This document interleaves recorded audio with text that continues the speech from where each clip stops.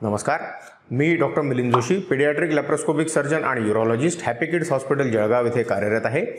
आज आपण जाणून घेऊया नवजात बालकांमधील सर्जिकल प्रॉब्लेम कसे ओळखावे, त्याबद्दलचे जे धोक्याचे लक्षणं असतात त्यातले काही मुख्य लक्षणांबद्दलची माहिती।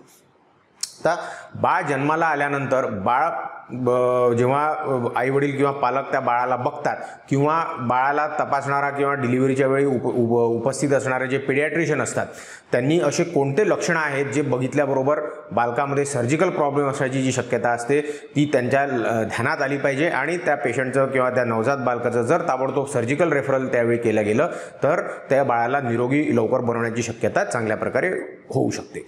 तर अशा लक्षणांमधलं जे पहिलं लक्षण आहे ते बाळ जन्माला आल्याबरोबर बाळाच्या त्वचेचा रंग हा गुलाबी किंवा लालसर असा आहे की काळपट किंवा निळसर आहे हे बघणं महत्त्वाचं असतं। तर हातपाय निळसर असणं किंवा त्याचे जिभेचा रंग निळसर असणं किंवा काळपट असणं अशा प्रकारचं लक्षण जेव्हा दिसतं तेव्हा ते जन्मतः काही गंभीर हृदयाचे आजार इंडिकेट करत असतं आणि अशा प्रकारचे जर बाळांना काही लक्षणं दिसले किंवा पालकांनी बाळ घरी आल्यानंतर बाळाला जर असं काही पालकांच्या लक्षात आलं तर त्यांनी ताबडतोब त्यावेळी सर्जनचा सल्ला हा त्या बाबतीत घेतला गेला पाहिजे, कारण अशा बाळांना ICUमध्ये ॲडमिट करण्याची दाट शक्यता असते, कारण गंभीर हृदयाच्या जन्मतः असलेल्या आजारांमध्येच अशा प्रकारच्या शरीराचा रंग बदलण्याचे चान्सेस असतात। याशिवाय दुसरा महत्त्वाचा प्रॉब्लेम म्हणजे बाळ जन्माला आल्याबरोबर बाळाला श्वास घ्यायला त्रास होणं। म्हणजे हा कसा ओळखायचा, हे लक्षण कसं ओळखायचं तर बाळ जोरजोराने श्वास घेत असतं किंवा श्वास घेताना घशामध्ये एक विचित्र प्रकारचा आवाज येत असतो किंवा बाळ व्यवस्थित रडत नसतं।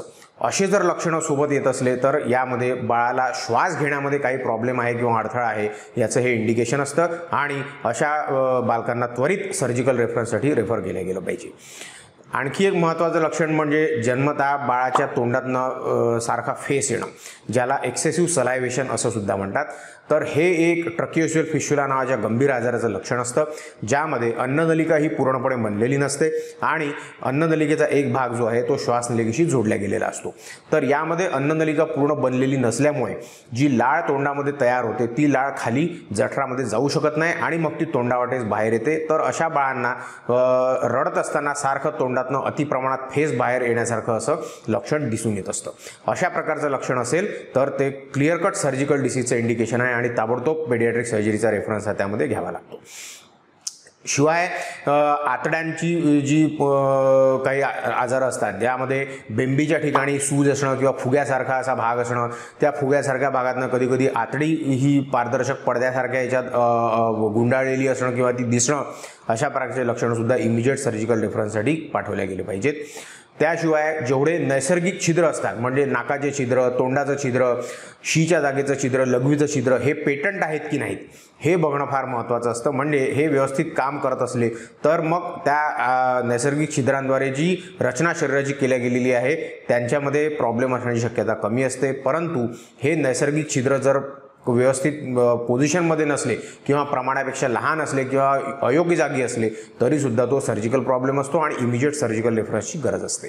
त्याशिवाय शीची जागा योग्य जागी नसणं किंवा शीची जागा पूर्णतः बंदच असणं किंवा ती जर योग्य जागी नसेल तर ती लहान असणं, प्रमाणापेक्षा लहान असणं किंवा विचित्र ठिकाणी उघडलेली असणं, अशा प्रकारचे प्रॉब्लेमसुद्धा सर्जिकल प्रॉब्लेम असतात आणि अशा बाळांना दूध न देता, तोंडावाटे दूध न देता ताबडतोब ICUमध्ये ॲडमिट करून पेडियाट्रिक सर्जिकल रेफरन्स हा घेतला गेला पाहिजे। याशिवाय काही बालकांमध्ये दूध पाजल्यानंतर हिरव्या रंगाची उलटी होणं हे सुद्धा एक इम्पॉर्टंट सर्जिकल लक्षण आहे जे धोक्याचं लक्षण असू शकतं आणि हे आतड्यांचा गंभीर आजार असण्याकडे इंडिकेट करत असतं। त्यामुळे नवजात बालकांना जेव्हा डिलिव्हरीनंतर दूध पाजलं जातं आणि ते दूध त्यांना पचत नाही आणि मग ते हिरव्या किंवा पिवळ्या रंगाची उलटी करायला लागतात तर अशा बालकांमध्ये आतड्यांचा गंभीर आजार असण्याची शक्यता असते आणि ताबडतोब पेडियाट्रिक सर्जिकल रेफरन्स हा घेतला गेला पाहिजे।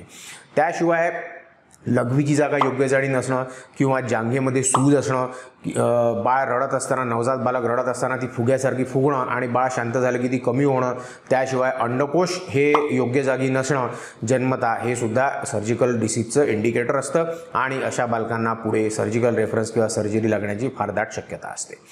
जन्मतः बाळाचं पोट फुगलेलं असणं हे सुद्धा एक इम्पॉर्टंट लक्षण असतं आतड्यांच्या आजाराचं। नॉर्मली नवजात बालकाचं पोट हे फुगलेलं राहत नाही, परंतु काही गंभीर सर्जिकल प्रॉब्लेम असे असतात ज्यामध्ये नवजात बालकाचं पोट हे फुगलेलं असू शकतं आणि असं ॲबनॉर्मली फुगलेलं जर पोट असेल तर त्यामध्ये पेडियाट्रिशियननी किंवा पालकांनी ताबडतोब पेडियाट्रिक सर्जनचा सल्ला घेणं हे योग्य ठरत असतं, कारण अनेक आतड्यांचे आजार असे असतात जे पोटफुगीद्वारे प्रेझेंट होत असतात. त्याशिवाय बाळ जन्मल्यानंतर 12 तासांच्या आत बाळाने शी करणं हे अपेक्षित असतं. 24 तासाच्या आत बाळाने लघवी करणं अपेक्षित असतं. तर जर या पर्टिक्युलर ड्युरेशनमध्ये या दोन्ही गोष्टी जर घडलेल्या नसतील किंवा बाळ लघवी करताना जर खूप रडत असेल किंवा कणत असेल किंवा फार जोर लावत असेल आणि लघवी करताना त्याची लघवीची धार जर व्यवस्थित नसेल किंवा लघवी ही थेंब अशा स्वरूपात बाहेर येत असेल, तरीही ते गंभीर आजाराचं लक्षण असू शकतं आणि ताबडतोब पेडियाट्रिक सर्जरी रेफरन्स हा त्या बाबतीत घेतला गेला पाहिजे. आता आपल्या पहिलेच्या काही व्हिडिओजमध्ये आपण सांगितलं आहे की योग्य वेळी जर पेडियाट्रिक सर्जिकल रेफरन्स हा घेतला गेला तर त्यामुळे बालकांच्या सर्जिकल डिसीजची ट्रीटमेंट ही योग्य वेळेत होऊन बाळ लवकर निरोगी होण्याची शक्यता ही जास्त प्रमाणात असते. त्यामुळेच अशा प्रकारच्या या लक्षणांकडे नीट लक्ष देऊन आणि वेळेत त्या बाबतीत पेडियाट्रिक सर्जनचा रेफरन्स घेऊन आणि त्यांच्या मार्गदर्शनानुसार जर सर्जिकल ट्रीटमेंट इंडिकेटेड असेल तर ती करून घेऊन आपल्या बालकाला आपण निरोगी करून घेतलं पाहिजे. हे झाले लक्षणं जे आपल्याला डोळ्यांनी दिसतात किंवा ज्या लक्षणांमध्ये आपल्याला लक्षणं दिसतात पण आतले आजार समजत नाही. या बाबतीत काही आजार जन्मता असे असतात, जसं मणक्यामध्ये फुग्यासारखी सूज असणं किंवा मणक्यांच्या तिथे एखादी जन्मता असलेली गाठ असणं किंवा डोक्याचा आकार हा जन्मता प्रमाणापेक्षा खूप मोठा असणं, अशा प्रकारचे लक्षणं जे आपल्याला त्वरित दिसतात बाळामध्ये, हे लक्षणं सुद्धा सर्जिकल डिसीजचे इंडिकेटर असतात आणि अशा प्रकारच्या आजारांसाठी सुद्धा पेडियाट्रिक सर्जनच्या रेफरन्सची किंवा सर्जिकल इंटरव्हेन्शनची पुढे भविष्यात गरज पडू शकते. शक्यतोवर आता जी अँटीनेटल सोनोग्राफी म्हणजे बाळ आईच्या गर्भात असताना ज्या सोनोग्राफी केल्या जातात त्यामध्ये पुष्कळसे आजार बाळ जन्माला येण्याच्या आधी माहिती झालेले असतात.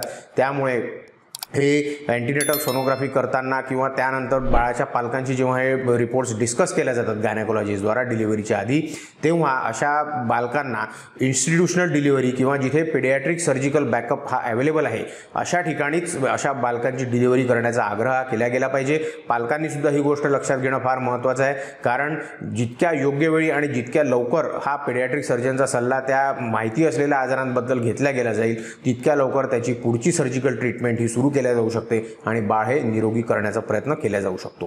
तर अशा प्रकारे कोणते लक्षणं जे त्वरित दिसतात, जे पालकसुद्धा समजून घेऊ शकतात, कॉमन मॅनसुद्धा समजून घेऊ शकतो आणि पेडियाट्रिक सर्जनचा सल्ला घेऊ शकतो, याबद्दलची ही माहिती. हा व्हिडिओ जर तुम्हाला आवडला असेल तर याला लाईक करा, शेअर करा आणि आमच्या चॅनेलला सबस्क्राईब करा. धन्यवाद.